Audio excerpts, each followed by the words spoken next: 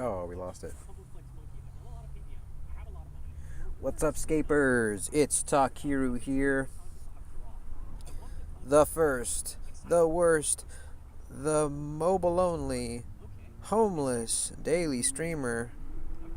We're figuring it out over here. Sometimes you gotta reload it twice once you get the stream started. That's usually what the Be Right Back screen's for, but today we're just doing it live. Hey, folks. Takiru here. I want to thank you guys for your recent support. We got good news. The van lives on. Thanks in part to your guys' support. There were quite a few Cash App direct supports, a couple super chats that were pretty big, and you guys really came through. And the van is okay. Hopefully you saw the thumbnail. I have relocated it slightly, at least, so it means it's running. It was actually a mercifully simple and cheap fix. I'm really stoked about that. I was expecting the worst and hoping for the best. I thought, oh man, it's going to be a freaking pistons shattered inside the cylinder or something, and man, it's just, oh man, it ain't going to be any good. Luckily, no, it was very simple. The spark plug had just shot out on one of the chambers, and so they were able to basically tap and die the hole and get a little adapter in there and get a new one in for just about $200. Mercifully cheap. And man, I just wanted to thank you all for your support the other night. We are now at 700 subscribers. Thank you. Thanks for all the likes and the support on the recent video, guys. I got a decent amount of support from you guys monetarily, and I was able to use it to help fix my van. So thank you so much, guys. Thank you. I was so scared, because it's the vehicle that I live in and that I work from.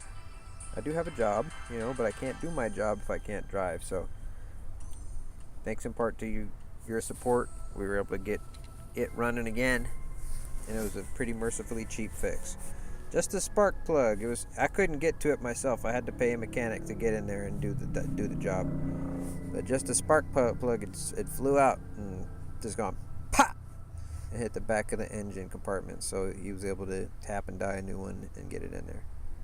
So we're lucky. So we're gonna do TOA today to start off with. I think we might go on to some other content, but we're gonna start with some TOA. I got all this freaking gear today. I'm gonna have 6 slots, and it's gonna be a crazy kind of raid. But you know what? We're gonna see what we can do here. Okay. I might even turn on dehydration. I think I'm gonna do it.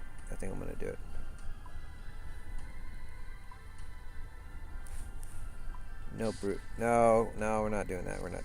I changed my mind. So, let's see here. We're going to combat.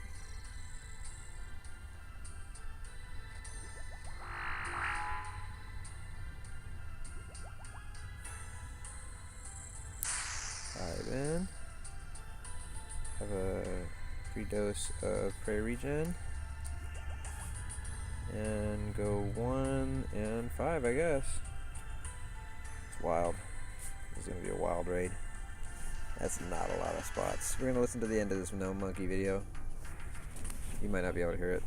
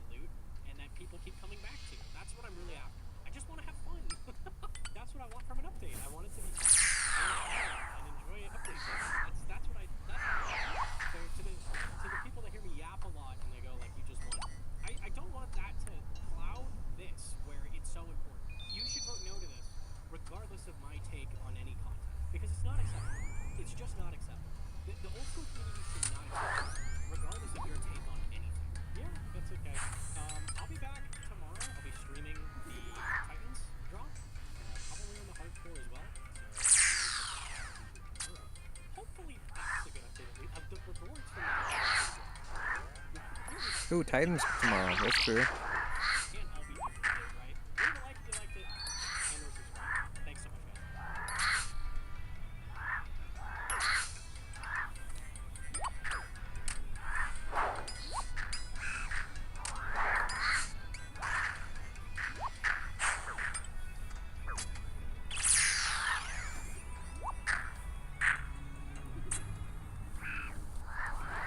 There's a lot of people like Puffy in the music business. Exposing Puffy means exposing them.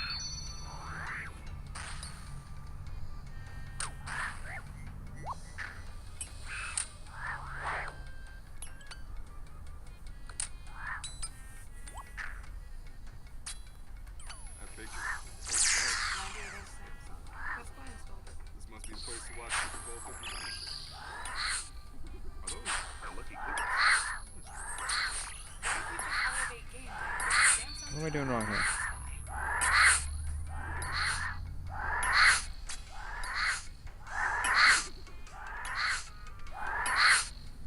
This is Waylon Smith. He's Mr. Okay, now we're watching. His currently resides in Springfield.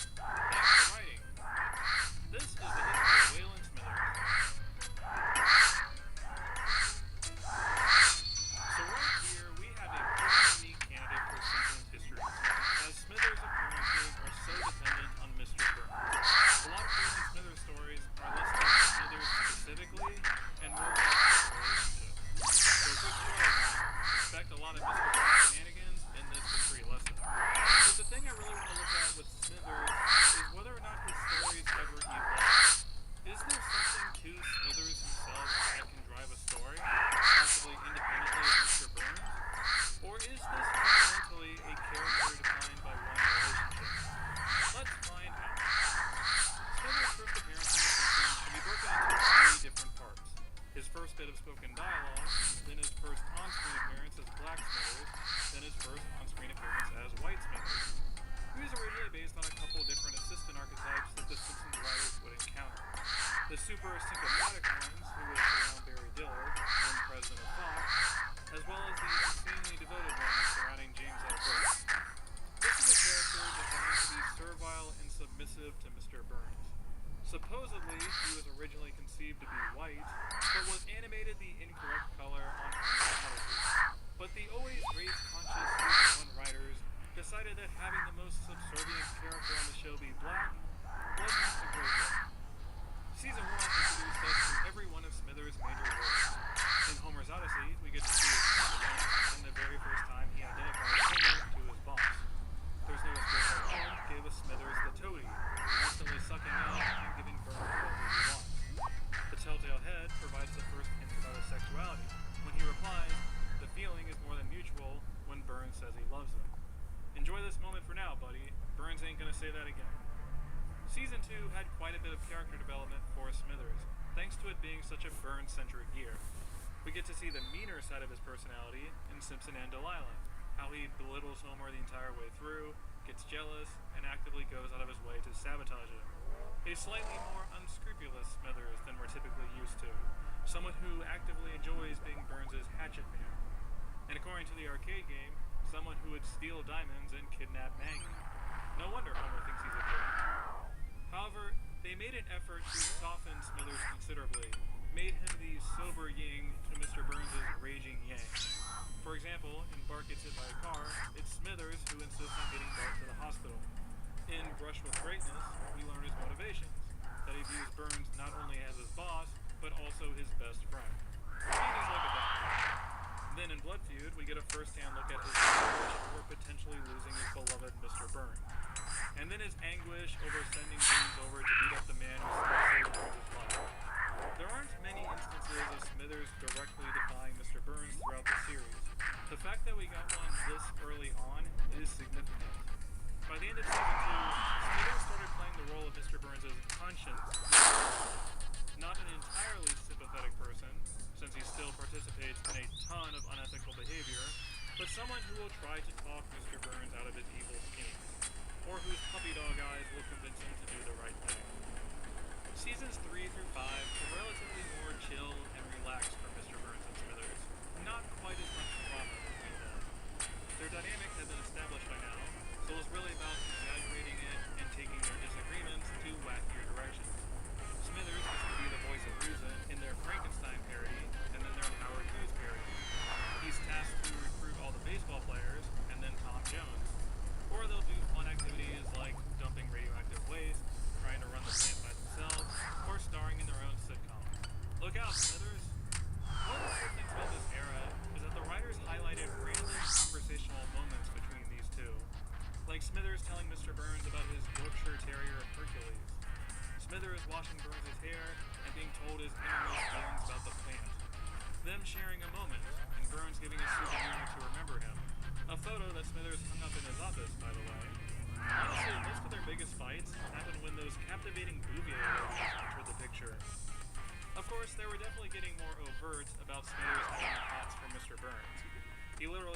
I love you on 2 different occasions.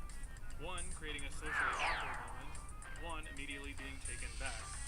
In addition, Smithers makes it clear that he has no qualms about Burns sniffing his face and crotch. He eagerly hops in Burns' lap to be his teddy bear. He made a custom boot-up screen for his personal computer. In a double Tennessee Williams parody, we find out Smithers used to be married, but lost interest when Burns showed up. And I'd be remiss if I didn't mention these fantasy sequences. Other than that, it's just random gay jokes like Burns naming his queen after Smithers and the women and seamen wordplay. Or in season 5, revealing he has the world's No! biggest Malibu Stacy collection. Smithers' specific interests have always been vaguely defined, so it's interesting the writers committed to this particular one. After a few carefree years, things heated up significantly in season 6. He followed up his Mr. Scrub defense with a Boo Earns defense, and mixed in a bunch of other sucking up and toady behavior. All that stuff was business as usual. However, here's got 2 of Smithers' biggest acts of defiance ever, turning informant in Sideshow Bob Roberts, and in his biggest role to date, becoming the lead suspect in Who Shot Mr. Burns. Now granted, this is an ensemble piece, but it's honestly a big deal what a spotlight Smithers got in such a huge episode of the show. Unlike in Blood Feud, where he's an emotional wreck the whole way through, here is a full transformation. We see Smithers in his abusive relationship, participating in the scheme, trying to be the voice of reason, and eventually reaching his limit. Being fired by the man he loves is obviously a very traumatic experience for him. We're so used to Smithers as the hyper-competent and sobering presence of the show. Seeing him turn into this hideous drunk is pretty shocking. This obviously doesn't last that long. Oh, never mind. He rebounds pretty hard in part 2, even putting up a $50,000 Pretty long bounty fight. on behalf of his boss. Smithers just can't quit, Mr. Burns. After this shocking bit of insubordination, season 7 and 8 emphasized how much Smithers does in service of Mr. Burns. We get something like Homer the Smithers, which portrays him as obsessively devoted, literally wanting to drown himself instead of disappointing Mr. Burns. He'll participate in a murder plot in the Flying Hellfish episode. In the Country Club B plot, we find out that not only is Smithers cheating at golf to help his boss, but he's doing it without Burns' knowledge, as a form of emotional support. I don't know if Smithers was feeling bad about how season 6 went down, but this was definitely him at his most protective. That being said, Burns never reciprocates any of these good feelings. This isn't like season 3, where he seems to enjoy, or at least tolerate, Smithers' company. In Mountain of Madness, they're basically an old married couple, with Burns ready to trade in Smithers for a fatter, stupider model. Or in Homer the Smithers, actually firing him when Homer accidentally makes him redundant. In The Old Man and the Lisa, Smithers gets his wish and actually gets to play house with Mr. Burns. It doesn't go well. The Oakley and Weinstein seasons were, by and large, sympathetic to Smithers. They would give him more screen time with characters like Bart and Lisa, do a wacky joke routine with Homer. They would let him go on vacation to a mysterious resort with no photography. This was an era more about emphasizing Mr. Burns' villainy, while underplaying Smithers' role in these schemes. This isn't Smithers' idea, he's just along for the ride. So you might be wondering, what's next for Mr. Smithers? It's season 9, which a lot of people consider the turning point in the series. Mike Scully's taken the reins all the way through season 12. He will certainly have his own spin on the character. In season 9, they did a gay joke, another gay joke, another gay joke, followed by a gay joke, and a gay joke. And then a joke about killing ducks. Season 10 started with Smithers in the birdwatching club, followed by a gay joke, a gay joke, a gay joke, a gay joke, a gay joke, and I think this is a gay joke. Season 11, the classiest of all seasons, instead chose to have eggs laid in Smithers' brain. And then season 12 was a hodgepodge of activities, a full Malibu Stacy musical, inventing Rocket League with Mr. Burns, and being bullied in high school. Maybe Smithers was right to be so petty toward Homer. Honestly, the Scully era didn't really have much use for Smithers, other than joking about his sexuality. The show had been going in a wackier direction, so having the sober presence of Smithers around cramped their style. It's very telling that in Burns-centric episodes like Monty Can't Buy Me Love and Homer vs. Dignity, that Smithers is basically nowhere to be found. He's either gotten out of the way, or he disappears in Act 3. It's almost as if he realizes, wait a minute, this is a really stupid episode, and then he refuses to participate. Oh, just you wait till Elon Musk gets here, Smithers. When Al Jean took over the show in season 13, we started seeing Smithers more regularly and in more of his usual repetitive functions. The problem with Smithers as a character study is that, at some point, he doesn't change much in terms of his actual function on the show. What actually changes is Mr. Burns' wacky scheme and how Smithers supports it. Since I went through the hassle of looking all these up, here's a quick summary of all the major ones. Smithers gets high with Homer and accidentally lets Mr. Burns drown. Marionettes and slapping ensues. Smithers attempts to buy drugs and ends up in a Turkish prison. He gives Burns the I told you so treatment after they set up a power plant in India. Then he has 3 bad outcomes in a row. Getting tied up by the Simpsons in a grandfather clock, getting bet in a poker game, and working for Dick Cheney. I don't know which of these 3 is the worst. When Burns becomes Fruit Batman, he pays off everyone in Springfield to play along. Surprised the writers resisted making a Robin costume for him. Oh wait. When Elon Musk shows up, Smithers realizes he's in another bad episode and insists they pass on Musk's deal. He helps Mr. Burns create a virtual family, he gets sent on a dangerous mission to retrieve ice, missing most of a 2-parter episode, and he helps his boss create Burns Coin, the hottest new cryptocurrency in Springfield. Once again, there are a lot of these, and we occasionally get a new little wrinkle, but in terms of actual character function, they all fall under his general sycophancy category. The real change for Smithers were in how they portrayed his relationships with others. The early years loved to hint about Smithers' sexuality and his toxic relationship with Mr. Burns, but the later seasons actually explored them in more detail, gave us more background information. Like in season 13, we find out that Smithers' father, Wayland Smithers Sr., also worked for Mr. Burns, and died saving the town from a meltdown. He told Smithers that his father was killed by a tribe of Amazonian warrior women, and hopes it didn't affect him in some way. In season 16, we find out Smithers suffers from hypothyroidism, and he can't afford his prescription after benefits are cut. Mr. Burns rushes to Canada to get the drugs to save his dear assistant, even attempting CPR on him. That same season, in a Flash Forward episode, Smithers reveals he's straight, thanks to an injection he takes every 10 minutes. Smithers loves boobies. In season 21, Smithers ends up taking over the plant after Mr. Burns gets arrested.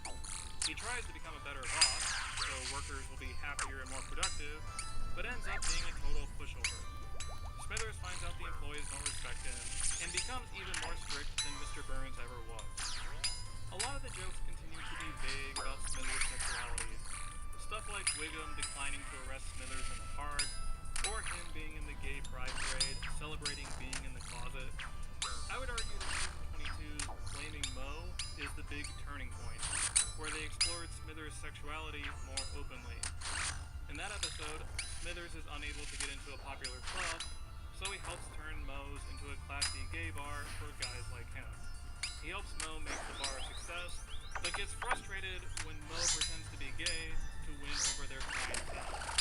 When Moe is suggested to become Springfield's first gay city councilman, Smithers confronts him. He says that if Moe is really attracted to him, then he will kiss him on the spot. Moe can't do it and comes out as straight, much to the disappointment of the crowd. Afterward, Moe kisses Smithers anyway, just to try it out. It was okay. Smithers still hasn't come out to Mr. Burns yet, but this is the first time an episode's plot centered on Smithers' sexuality in a major way. In season 24's Gorgeous Grandpa, Marge mistakenly thinks Grandpa is gay and tries to hook him up on casual encounter. Turns out it's Smithers, who is looking for an older, wrinkled man. He says he's currently in the friend zone. In season 26, we get a closer look at Smithers' fantasy life with Mr. Burns. Burns is trying to get a deal done with the Nigerian king to save the plant, otherwise he will escape to the South Pacific with Smithers. In a fantasy, Burns apologizes for pretending to be straight for all these years. Smithers spends the rest of the time sabotaging the deal, like having Homer keep an eye on the princess, or checking in to make sure things are going badly. It's actually kind of clever. It's like a play on Homer the Smithers, where he's weaponizing Homer's incompetence. Season 27's The Burns page was billed as Smithers' big coming out episode, at least officially. reveal that he's in love with him before Burns cuts him off and says Smithers means nothing to him. Smithers sings a sad song, which the guys overhear. And to get him off his case, Homer tries to get Smithers laid. He sets up a party at his house, Smithers meets Julio, and they immediately hit it off. They have a fun and loving relationship together, and for the first time in so long, Smithers is actually happy. So he tells Mr. Burns that he quits and moves to Cuba with Julio. Unfortunately, because it's the third act and it's The Simpsons, Julio and Smithers end up breaking up. Everything keeps reminding Smithers of Mr. Burns, and he can't completely get over him. And Julio needs 100% commitment, or at least 20% commitment. Afterwards, Smithers and Burns meet at a restaurant, where Burns has prepared gifts and a written apology to get him back, but Smithers just wants to know why Burns wants him back. Burns acknowledges that Smithers really cares for him, which Smithers confirms. So Burns finally, after all these years, gives Smithers his performance review. That he's excellent. Amazingly, that's enough for Smithers. Smithers had a bit of a renaissance around this time, as he was featured in 2 more episodes the following year. Oh, yeah. First, there's the Last Attraction Hero, in which he strikes up a close relationship with Marge. The two of them bond over their complicated relationships with romance, asking each other what they see in their man. Marge bonds with Smithers so much that she wants to kiss him, although Smithers doesn't reciprocate. It becomes a situation where Marge is getting her emotional needs with Smithers and her physical needs with her husband. At the conclusion, Homer settles a lawsuit with Mr. Burns on the condition that Smithers can stick around and continue being friends with Marge. Aww. In Moho House, Smithers gets involved once again in Homer and Marge's relationship.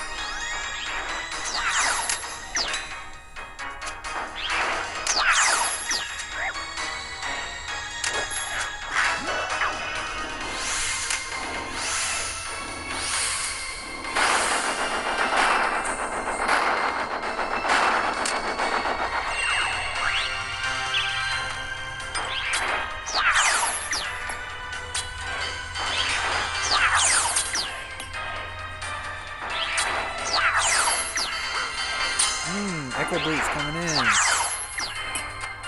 Ah, did I get it? Oh, okay, just in time.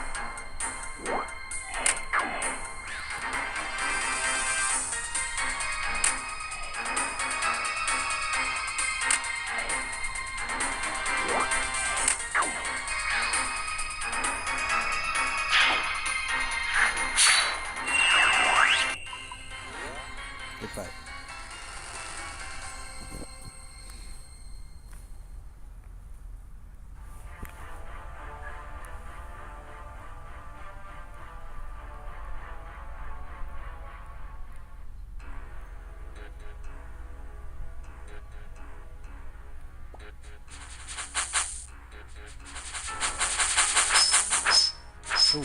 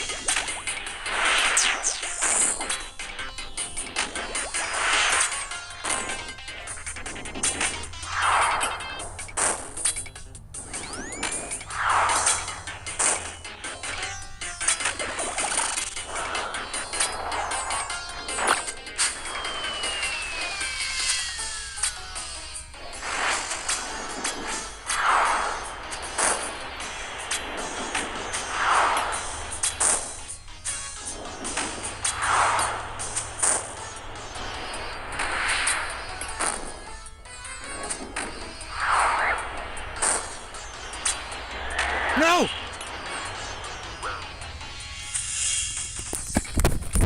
Fuck! What happened?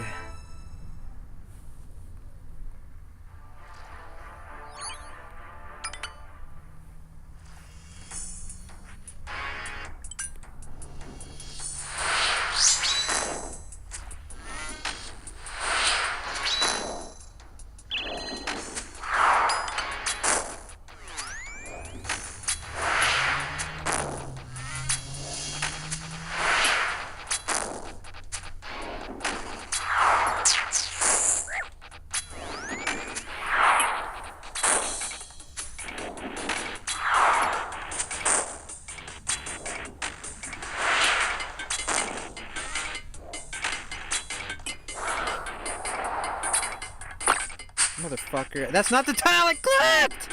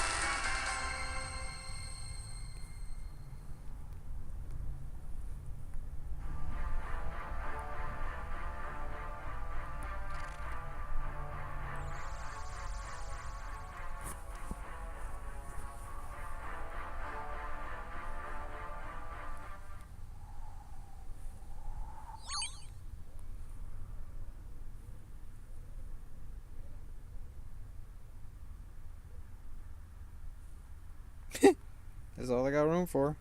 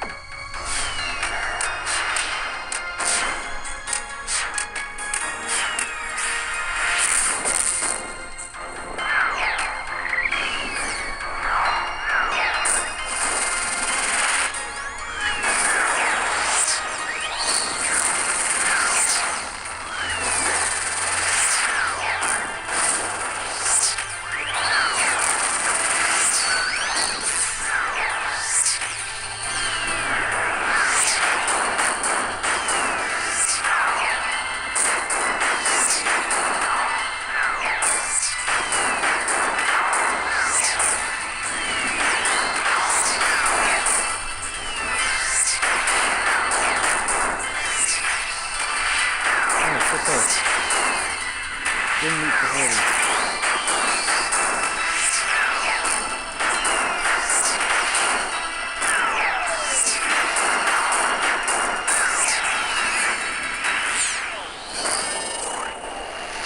Seconds over, even with the death. Hold on.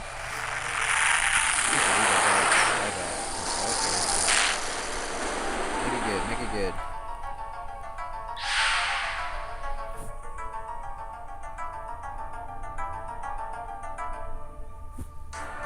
Come on, purple under me. Purple fire, come on, come on. Not today.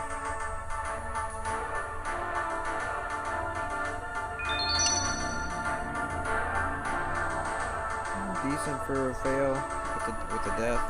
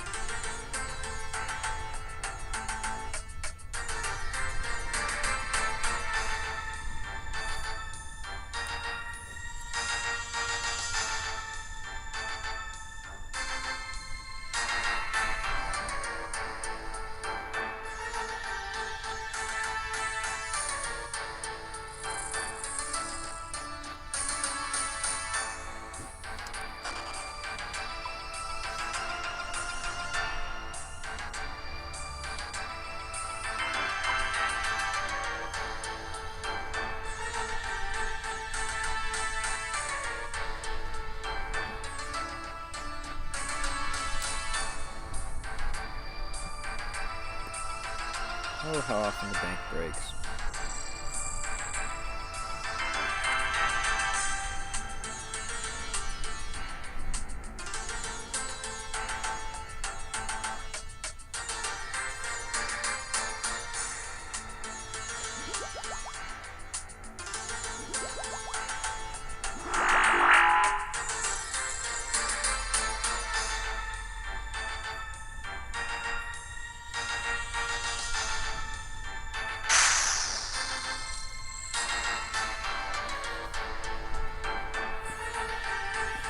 Alright, welcome back.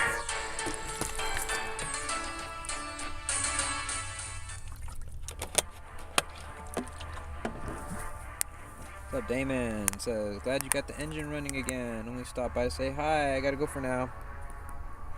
Good to see you, Damon. Thanks for your support, bro. Yeah, it was a pretty easy fix. Luckily, only a spark plug blew out. Like, it literally exploded. Like, it literally shot out of the engine. That's where like all the exhaust was leaking out. That's where we were hearing such a loud rattle or whatever. Is because it was shooting exhaust out the spark plug hole. They were able to fix it pretty easy, pretty cheap in the grand scheme of things.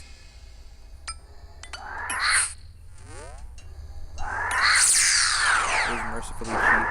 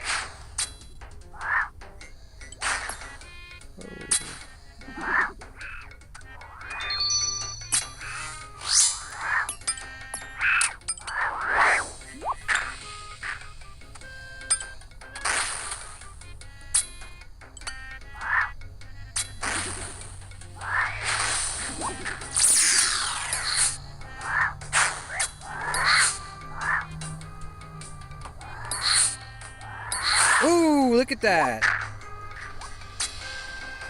I'm on fire right now. Holy hell.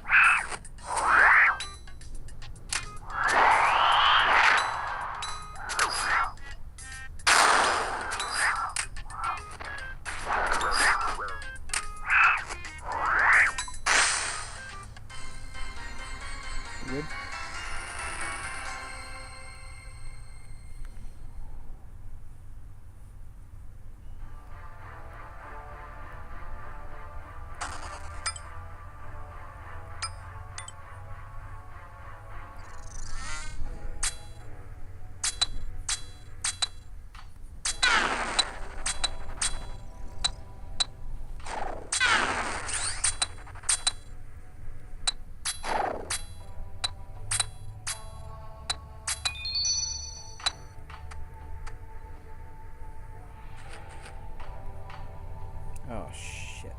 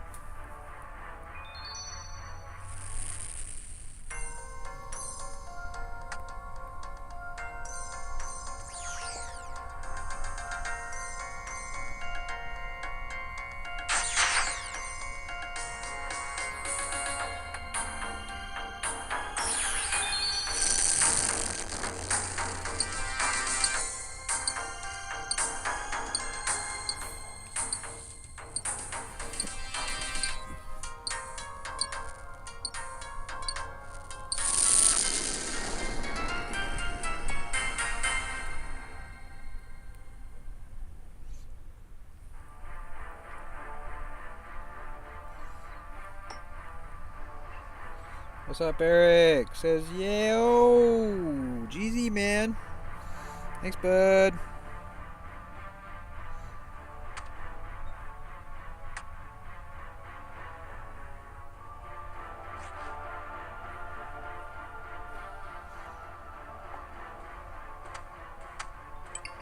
Yep, got the car fixed. It was mercifully cheap. Thank the stars. And thank you for supporting.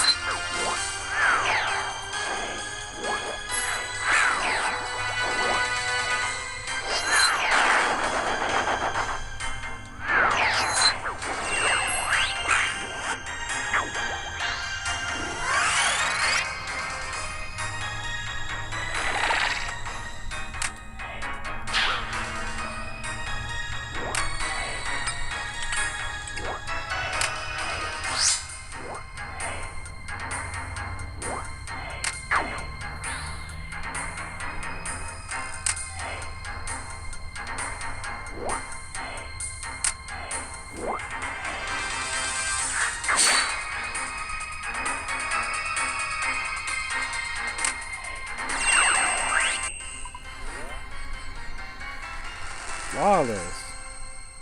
That was fast too, man. We're under 20 minutes to Zebak. That's fast as fuck, boy.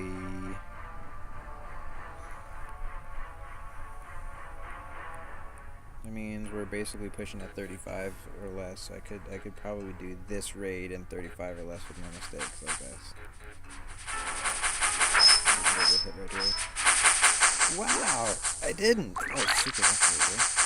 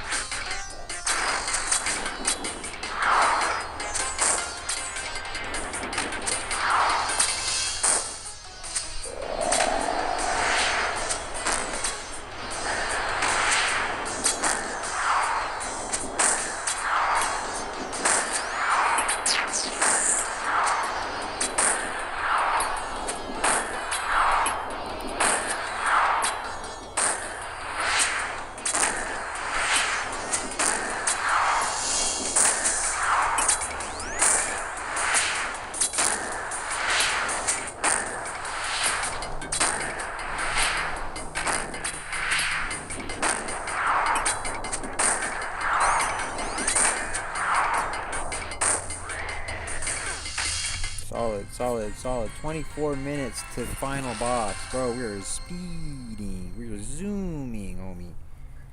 Zoom.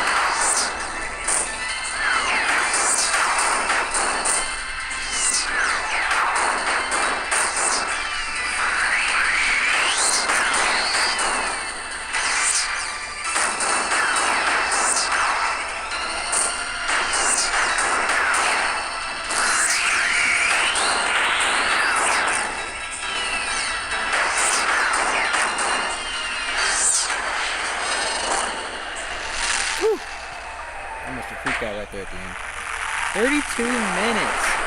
Literally a new personal best. By a lot.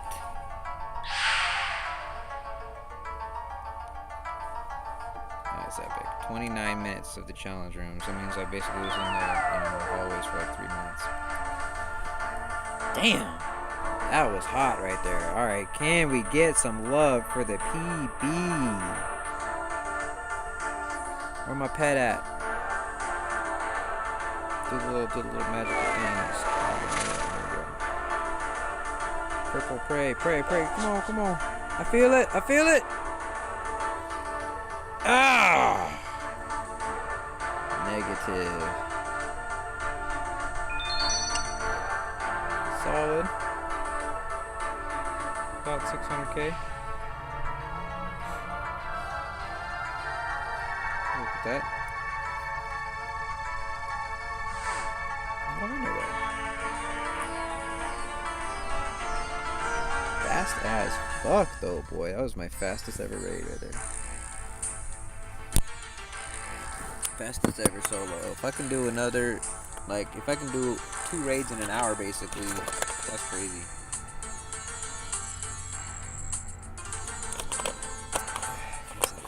I need to hustle.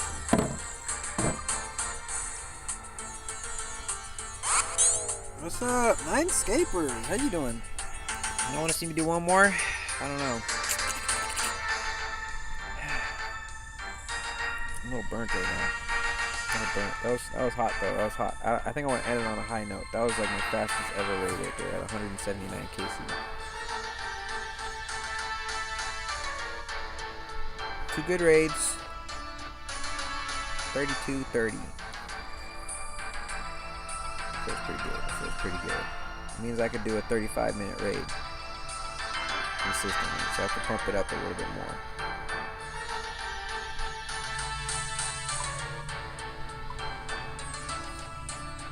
Jog for it. Yeah, that's really only 5 points for 5 minutes.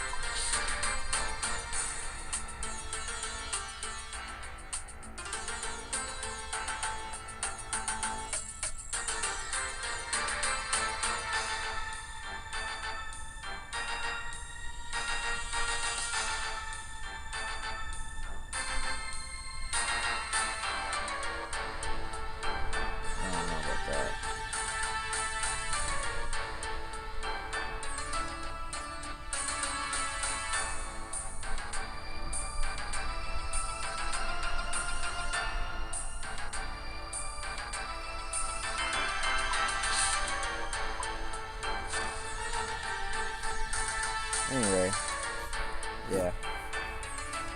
What's up, Switch? Says Yo GZ, and glad to hear you got your ride fixed, man. Thanks. Sorry I missed that a minute ago when you sent that. But thank you for, thanks, man. Good to see you. How you doing?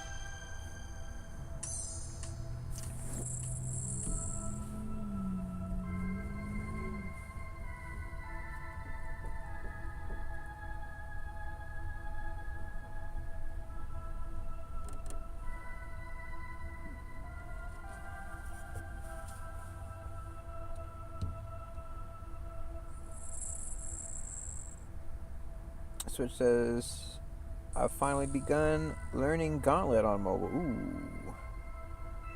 And we're grinding some Moons as well. Ooh, Moons is really fun on mobile. I like Moons on mobile. Gauntlet, that's tough. And here's, I want you to hear me out. I want this to rattle around in your head while you're doing the Gauntlet, okay? Don't push for the corrupted Gauntlet. Don't like, especially if you're just trying to learn, don't even bother with the corrupted Gauntlet. Just focus on mastering, and I mean mastering, the regular Gauntlet, like 100 KC at least, before you try to go for the corrupted Gauntlet. Because you'll feel so much more comfortable in there, you'll know what to expect, that you can do the gauntlet, the corrupted gauntlet, in the shorter time span and with the higher requirements much easier with a little bit of practice. I'm just saying, trust me, because I got like 1 or 2 regular gauntlet kills and I just like started grinding the corrupted gauntlet, and the corrupted gauntlet was the first thing to ever make me destroy a laptop. That's why I'm mobile only, bro. No, I'm just playing. But like, I actually beat the corrupted gauntlet before destroying the laptop. What happened was, you know the cape you get? That cape you get, warning, the corrupted gauntlet cape automatically deletes on death, no matter what. Safe death, PvP death, PVM death, does not go to your gravestone, does not save on death, is not protectable, completely poofs. They may have fixed that, but that's how it was when I got it. I like got it in the first week, dude. I was so proud because like it was swag still. People were like, oh, dude, the corrupted cape, that's so cool. What is that? I love that cape. You know what I'm saying? And I had it, and then I died with it to something stupid. And I'm like, oh, where is it? So I went to try and go get it back. And that's what pissed me off, dude. That's where I crushed my computer. Is because trying to re-get the corrupted gauntlet, it's just like, it was impossible for me. Like, I beat it one time and I couldn't get it again for a long time. So I destroyed my laptop right before Leagues 3. I had to borrow my sister's MacBook Air for like 2 months. He says, yeah, no, it still shows lost upon death. Yeah. You said just getting used to the floor patterns, consistently getting to 30% HP on Hun left. You said it while I was talking about.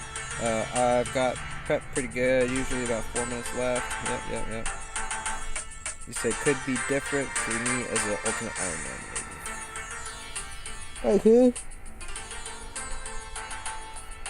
Just beware. You know, just don't, like, wear, you know, enjoy wearing the cape as fashionscape, you know, put it in your house or whatever though, all the rest of the time, because it's so scary. It sucks to lose that thing, because a lot of people only do it once just for the cape, just for the flex, and it's just like, they don't even realize that it just poofs. It's like, they don't tell you. And how are you supposed to know every little detail of every little item and every fucking thing in the game all the time? Like, it's kind of like how I felt. The other thing I lost on a death that I can never get back is, I was talking about it earlier, there's this quest in Mauritania. It's like really early on after Priest and Peril. Like, you use the Ghost Speak amulet and you turn it green. Well, if you like drop the first one and like make a second one, you can turn in the first one and keep the second one. And so you have the glitched Ghost Speak amulet that's green, and it's really cool looking. And I had it on my vanity account. Like, I have an alt that is like just for being a flex account. It has a max POH, and it's like got the construction cape untrimmed, and you know, it was so fucking gorgeous. And like, I had the green glitched Ghost Speak amulet, and the dumbest thing happened, bro. Like, it was like 2 a.m. I like hopped outside my house portal. Some fool just like traded me a tablet, and I clicked it. I don't know why. And it took me straight to the wilderness, and whoever his buddy killed me. And I wasn't upset about losing the gold. I was upset about losing the glitch green Ghost Speak amulet, because I could never get it back. And that was my vanity account, and that's really, really upsetting to me. It's like, nope, it's gone. Can't get another one. And I think about that literally every day. Like, that motherfucker, he didn't even notice. He's like, oh, 2K or 2 mil. Oh, this isn't even a good PK. But to me, that was like the most devastating PK ever. Like, because fucking I lost something I can never get back. At least on my vanity account, you know.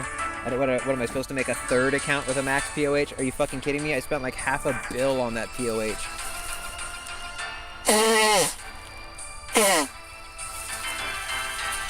It's got a cool necklace on that account now, but it's nothing close to the freaking green glitch Ghost Speak. Say green glitch Ghost Speak 3 times fast. Green glitch Ghost Speak. Green glitch Ghost Speak. Green glitch Ghost Speak. Green glitch Ghost Speak. Green glitch Ghost Speak. All right, but folks, we got our TOA down to 32 minutes. So I think I'm gonna start pushing 35-minute timers now, and just hope everything goes like it did last run. Like things were just lining up. Like everything was coming up Millhouse. So we're gonna go ahead and take a little break. I have to go get like some water and stuff before it gets too late, and then I'm gonna come back. Says Switch says GZ man ready to carry me now. Oh, you want some carries? Tell you what, become a member of my channel, and I'll carry you. That's the deal. One of my members' perks is actually gameplay with me. So for as low as $1, you can become a Takiru.